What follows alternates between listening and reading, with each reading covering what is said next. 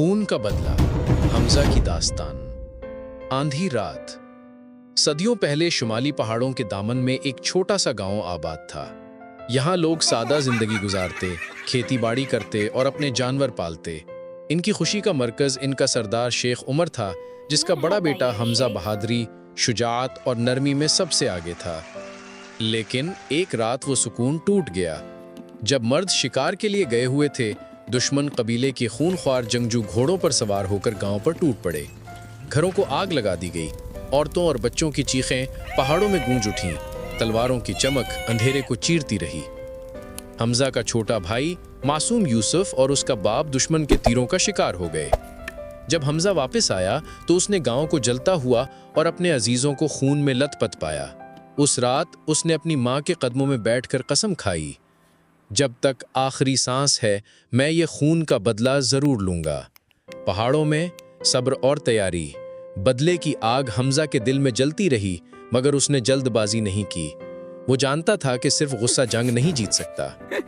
وہ پہاڑوں میں دن رات تلوار چلانے لگا، دریا کے کنارے تیر اندازی کی مشق کرتا، گھڑ سواری میں ایسا ماہر ہوا کہ لوگ اسے ہوا کا بیٹا کہنے لگے۔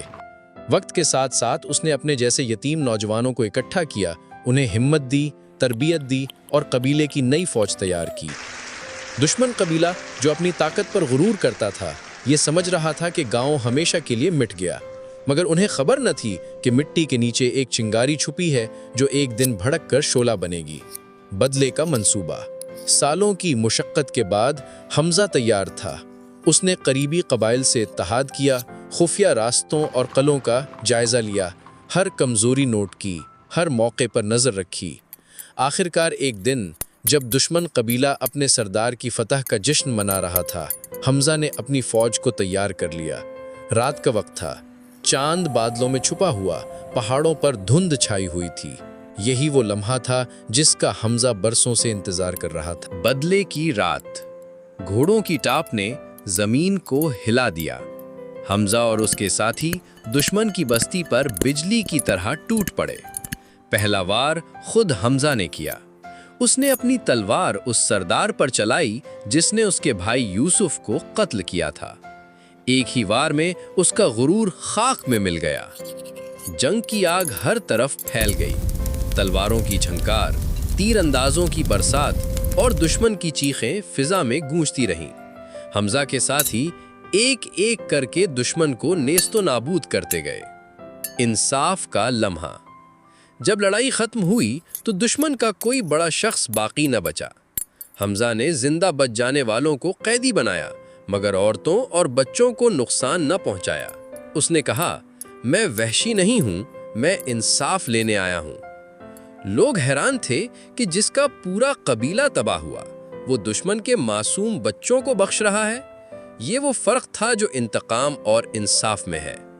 انجام۔ صبح کا سورج طلوع ہوا تو دشمن کا غرور مٹی میں مل چکا تھا۔ حمزہ اپنے تباہ شدہ گاؤں کے کھنڈرات پر کھڑا تھا۔ اس کی آنکھوں میں آنسو تھے، کیونکہ بدلہ لینے کے بعد بھی اس کے باپ اور بھائی واپس نہ آئے۔ اس نے اپنی ماں کے سامنے جا کر کہا، ماں، بدلہ پورا ہوا، لیکن دل کا زخم کبھی نہیں بھرے گا۔ سبق۔ یہ کہانی ہمیں یہ سکھاتی ہے کہ بدلہ ہمیشہ صرف غصے کے لیے نہیں ہونا چاہیے، بلکہ انصاف کے لیے ہونا چاہیے، ورنہ انتقام کی آگ کبھی نہیں بجھتی۔ حمزہ کی داستان صبر، ہمت اور عدل کی یادگار ہے، اسی لیے آج بھی اس کا نام پہاڑوں میں گونجتا ہے۔